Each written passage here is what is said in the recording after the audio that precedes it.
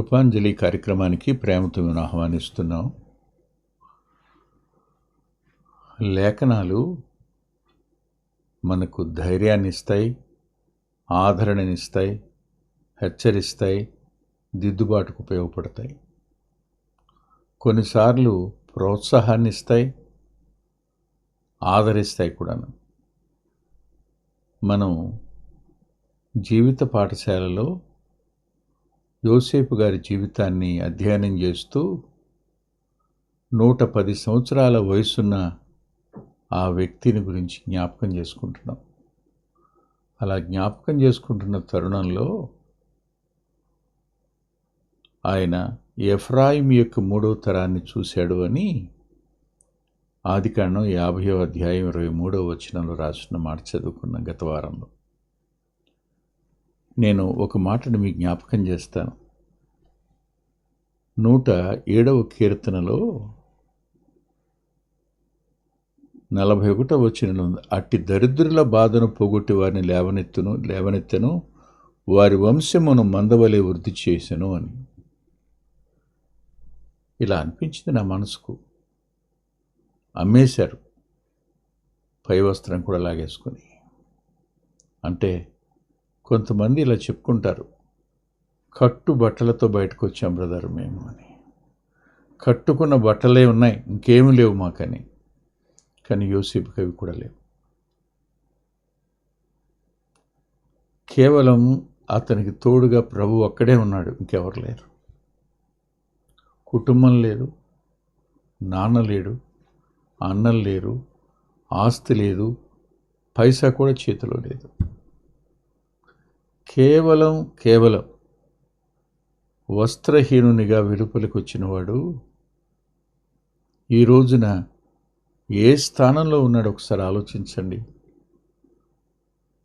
తన కుటుంబాన్ని తానే పోషించేవాడుగా, తన తండ్రి ఇంటి వారిని పోషించుకునేవాడుగా, ప్రపంచాన్ని పోషిస్తున్నవాడుగా ఉండగా అలాంటి వాడి యొక్క వంశం మందవలే వృద్ధి చెందింది అనే పదం. అలాంటి దరిద్రుల వంశం వృద్ధి చెందింది. దేవుడు ఏం చేసినా న్యాయవంతుడే, బిడ్డలనిచ్చినా న్యాయవంతుడే, ఇవ్వకపోయినా న్యాయవంతుడే. కానీ కొద్దిమంది జీవితాలలో ఈ ఊహించని విధంగా తన కార్యాలను జరిగిస్తూ ఆయన వారిని బలపరుస్తూ రాబోయే తరాలకు వారిని మాదిరిగా చూపిస్తూ ఆదరిస్తాడు అన్నది నిర్వివాదాంశం. యోసేపు గారి యొక్క జీవితాన్ని అధ్యయనం చేయడానికి ముందు తల్ల వంచిన ప్రార్థన చేసుకుందాం. ప్రేమగల మా ప్రియ తండ్రి, జాలి కలిగిన మా దేవ, ఎంతోమంది మా ప్రియులు వారి అంతరంగాలలో పిల్లల్ని గురించిన దుఃఖం ఉంది, ఆ పిల్లల్ని గురించిన దుఃఖం ఉంది. ఆ దుఃఖాన్ని నివారించగలిగిన వారు మీరొక్కరే. మీరు వీరికిని వారికిని తోడుగా ఉండి వారి అంతరంగాలలో అపవాది కలుగు చేసిన సమస్త విధాలైన పగను, ద్వేషాన్ని తొలగించి వారిని యోసేపు యొక్క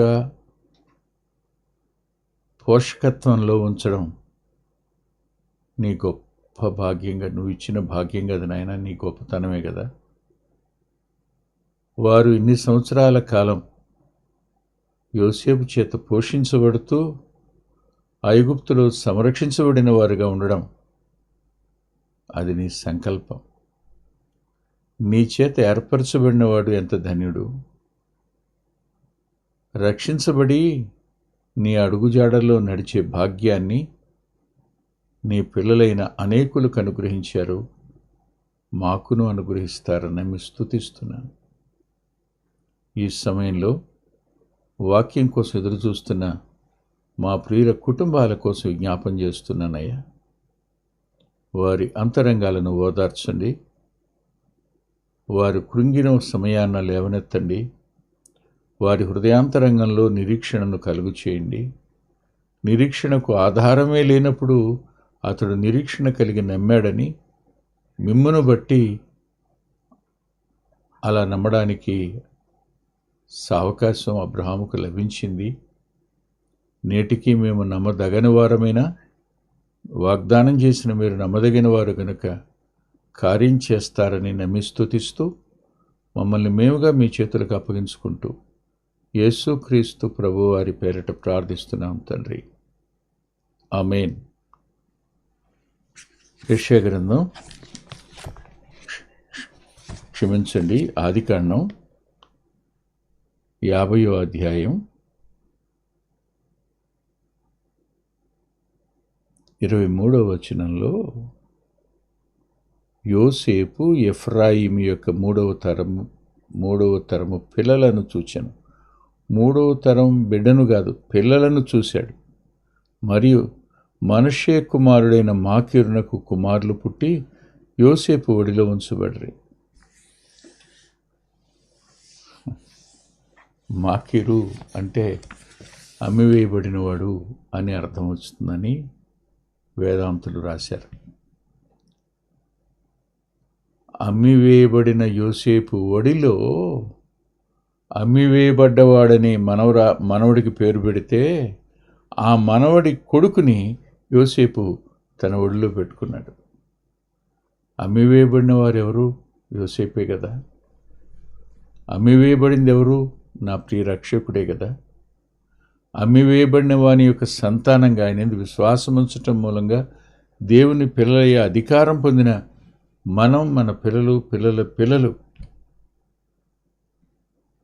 వారిని చూడడం కంటే భాగ్యం ఉంది చెప్పండి.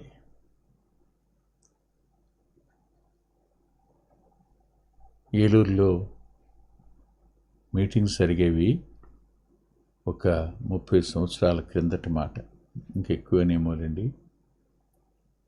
ఒక ఫారినర్ కూడా మీటింగ్స్కి వచ్చేవాడు వాక్యం చెప్పడానికి. ఆ మీటింగ్స్లో ఆయన వర్తమానం చెప్పాడు. నేను ఆయన కో స్పీకర్స్గా ఉన్నాం. బ్రదర్ అసెంబ్లీకి సంబంధించిన వాడు ఆయన అన్నమాట ఏమిటంటే, ఇప్పటి వరకు మా వంశంలో మారు మనసు పొందని వారు ఒక్కడూ లేడు అంటూ, మాకు సొంత సమాధుల తోట ఉంది, ఆ సమాధుల తోటలో మారు మనసు పొందని వాడు ఒక్కడూ పాతిపెట్టబడలేదు అన్నాడు. నా మనసు ఒక రకంగా అయింది.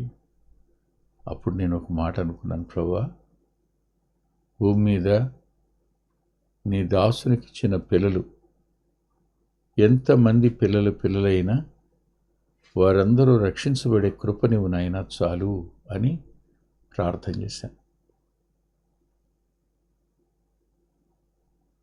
ఏ కొడుకైనా తనకు పుట్టే బిడ్డకు తన తండ్రి పేరు పెట్టుకోవాలని ఆశపడతాడు.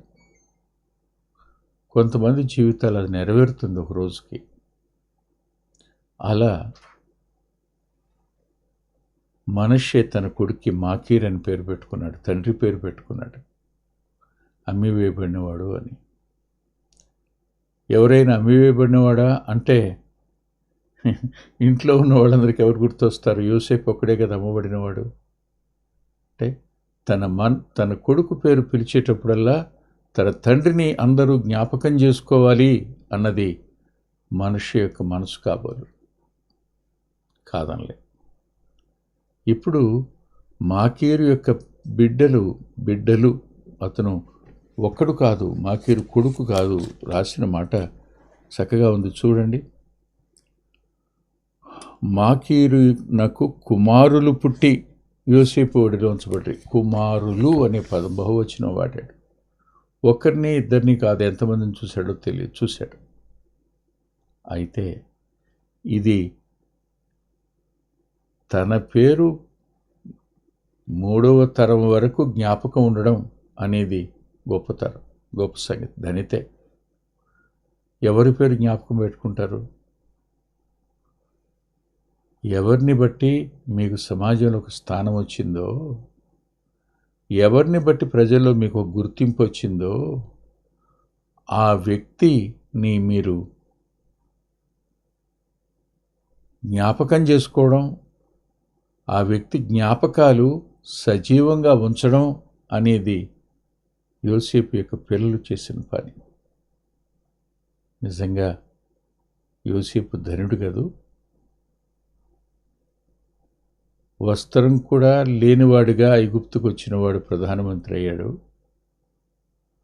అమ్మివేయబడ్డాడని తరాలు గుర్తు చేసుకోవడానికి మనషే తన కొడుకు ఆ పేరు పెట్టుకున్నాడు. యోసేపు ధనుడు కాదా? ధనుడే. అంత మాత్రమే కాదు కానీ మరి ఒకటి రెండు మాటలు కూడా నేను యోసేపుని గురించి లేఖనాల్లో చూపించాలి. దయచేసి మీరు చూడండి. అది సామెతల గ్రంథంలో రాసిన మాట. సామెతల గ్రంథం 28వ అధ్యాయంలో ఒక మాట రాస్తుంది. 14వ వచనం. నిత్యము భయము కలిగి ప్రవర్తించువాడు ధన్యుడు. నిత్యము భయము కలిగి ప్రవర్తించువాడు ధన్యుడు. హృదయమును కఠినపరుచుకున్నవాడు కీడులో పడతాడు. ఇక్కడ నిత్యం భయం కలిగి ఉండేవాడు తన హృదయాన్ని కఠినపరుచుకోలేడు. ఎవరి అంతరంగాలు కఠినమయ్యాయో వారు దేవుని భయాన్ని విడిచిపెట్టినవారు. యోసేపుకున్న అత్యున్నతమైన ఆధిక్యత ఏమిటంటే దేవుని యందు భయం కలిగి ఉండడం. పోతీఫర్ ఇంట ఉన్న అదే భయం అతని అంతరంగంలో ఉంది. చెరసాలలో ఉన్న అదే భయం అతని అంతరంగంలో ఉంది. అతడు ప్రధానమంత్రి అయినా అదే భయం ఉంది. చివరికి తన తండ్రి మరణించిన తరువాత అన్నదమ్ములు వచ్చి సాష్టాంగపడినప్పుడు కూడా అదే భయం అతని అంతరంగంలో ఉంది. దేవుని భయంలో కొనసాగే వ్యక్తి ఎవరైనా నిజంగా వారు ధనిలు. దేవునికి భయపడే వారికి ఎన్ని ఆధిక్యతలు ఉన్నాయో లేఖనంలో. దేవుని భయాన్ని కొనసాగించుకునేవారు, దేవుని భయాన్ని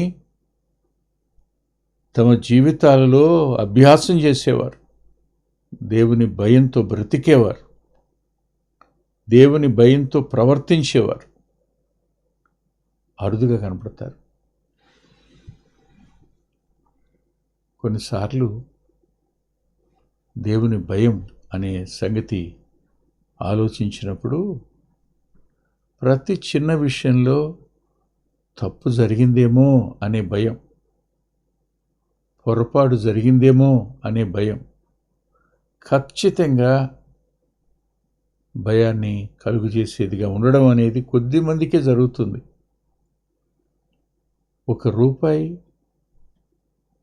కొనుగోలు చేసిన దగ్గర అతను ఎక్కువగా ఇస్తే అది జేబులో పెట్టుకుంటే బాధ అనిపిస్తుంటుంది.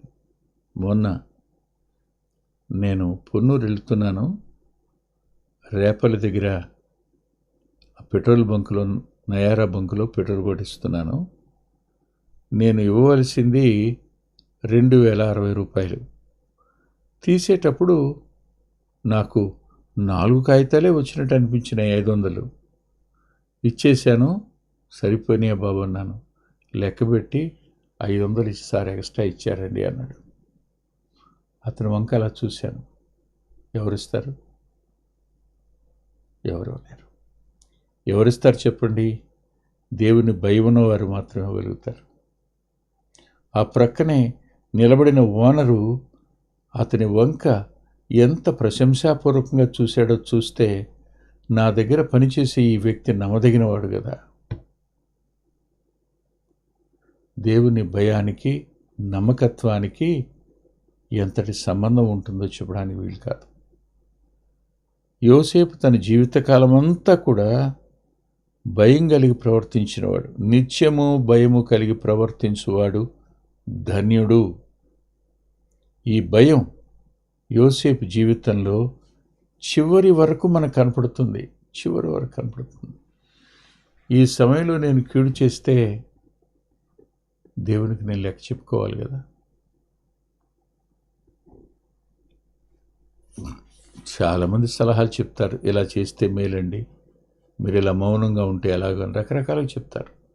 కానీ ఒకటే, దేవుడున్నాడు, ఆయన ఖచ్చితంగా చూస్తున్నాడు, ఆయన కార్యం చేస్తాడు. తొందరపడి పగ తీర్చుకోవడం ఎప్పుడు చేయకూడదు. కీడు చేయకుండా తన చేతిని బిగబట్టుకునేవాడు ధన్యుడు అనే మాట, కీడు చేయకుండా తన చేతిని బిగబట్టడానికి గల కారణం దేవుని భయం అనే సత్యాన్ని మనం ఇప్పుడు మర్చిపోకూడదు. యోసేపులో కనిపించిన అత్యున్నతమైన లక్షణం దేవుని భయం. అందుకే అంటాడు, నేను యెహోవాకు విరోధంగా ఈ కార్యం ఎలా చేస్తాను అని. దేవుని భయం కలిగిన వ్యక్తులు, వారి ప్రవర్తన వేరుగానే ఉంటుంది, వారి సంభాషణ వేరుగానే ఉంటుంది. కానీ ప్రజలను మోసం చేసేవారు దేవుని భయాన్ని నటిస్తారు, కానీ దేవుని భయం గలవారు కాదు.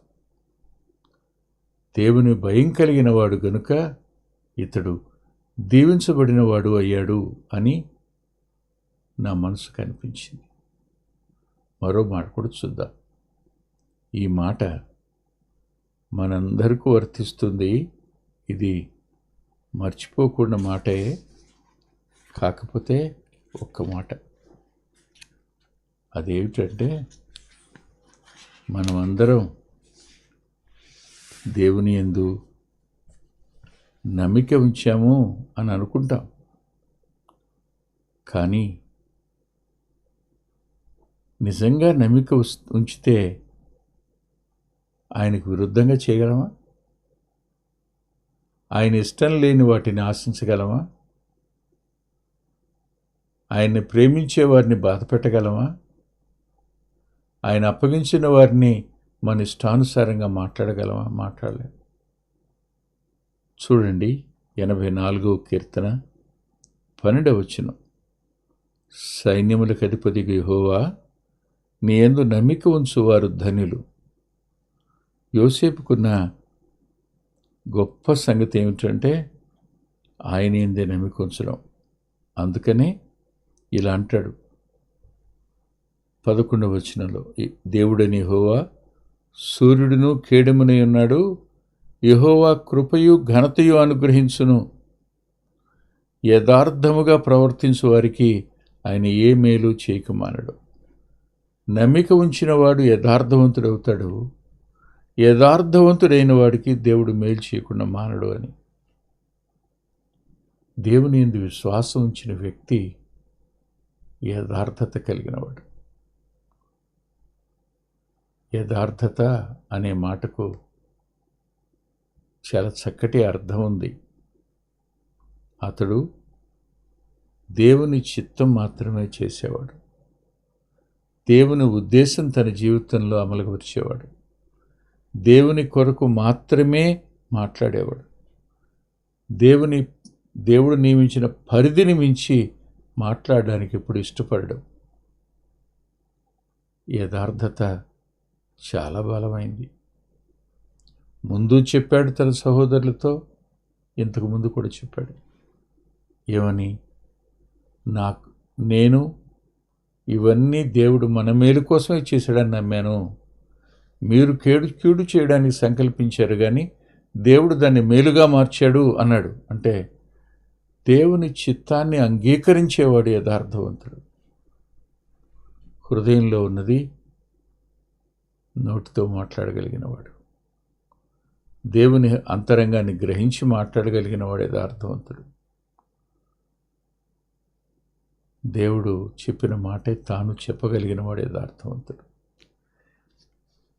అట్టి వారికి కృపయు ఘనతయు కలుగుతుంది అన్నమాట. యథార్థంగా ప్రవర్తించే వారికి ఆయన ఏ మేలు చేయక మానడు అంటూ ఆయన నమ్మిక ఉంచేవాడు ధన్యుడు అని. దేవుని యందు నమ్మిక ఉంచడం అని అంటే మన మీద మనం నమ్మకం ఉంచడం కాదు. వారు తమ ధనం యందు నమ్మిక ఉంచిన వారుగా ఉంటారు, వారు తమ అధికారం మీద నమ్మకం ఉంచిన వారుగా ఉంటారు. వారు తమ జ్ఞానం మీద నమ్మకం ఉంచిన వారుగా ఉంటారు. కొందరైతే తమ తెలివితేటల మీద నమ్మిక ఉంచిన వారుగా ఉంటారు. ఇవన్నీ ఒకరోజుకు ఉండవు. కానీ శాశ్వతంగా నిలిచి ఉండేవాడు, సమస్తాన్ని తన స్వాధీనంలో ఉంచుకునేవాడు, సమస్తాన్ని మేలుగా మార్చగలిగినవాడు, రోమా 8:20 చొప్పున అలాంటి వాని యందు నమ్మిక ఉంచేవాడు నిజంగా ధనుడు. యోసేపుకు తోడున్న దేవుని యందే తప్ప మరి దేని యందు నమ్మిక అతను ఉంచలేదు. అధికారం ఇచ్చాడు పొతిఫర్, దానిలో నమ్మకం ఉంచలే. నమ్మి గృహ నిర్వాహకత్వం అప్పగించాడు. నేను గృహ నిర్వాహకుడిని కదా అని తన మీద తాను నమ్మకం ఉంచుకోవాలా. దేవుని మీద నమ్మకం ఉంచాడు గనక భయం కలిగి ప్రవర్తించాడు. దేవుడు అతన్ని దీవించాడు అనే పదం కనపడుతుంది. ఏ వ్యక్తి దేవుని యందు భయం కలిగి ఉంటాడో, ఏ వ్యక్తి దేవుని యందు నమ్మిక కలిగి ఉంటాడో, ఏ వ్యక్తి యథార్థవంతుడిగా ఉంటాడో ఆ వ్యక్తి తప్పనిసరిగా దేవుని చేత బహళ నమ్మకమైన అని పిలిపించుకోగలుగుతాడు. ఆలోచించండి, మన కోసం తన ప్రాణాన్నే బలిగా పెట్టిన ఆ ప్రభు మనకు తోడుగా ఉంటే ఆయన యందు నమ్మిక ఉంచువాడు సిగ్గుపడడన్న మాట వాస్తవం కదా. తల్ల వంచండి, ప్రార్థన చేసుకుందాం. ప్రేమగల మా ప్రియ తండ్రి, పరిశుద్ధుడైన గొప్ప దేవ, లేఖనం మీది మాట్లాడినవాడు కేవలం వట్టివాడు, మహిమను ఘనతను మీకు ఆరోపిస్తూ యేసుక్రీస్తు ప్రభువారి పేరిట ప్రార్థిస్తున్నాం తండ్రి. ఆమేన్. ప్రభుచిత్తమైతే వచ్చే వారం కలుసుకుందాం.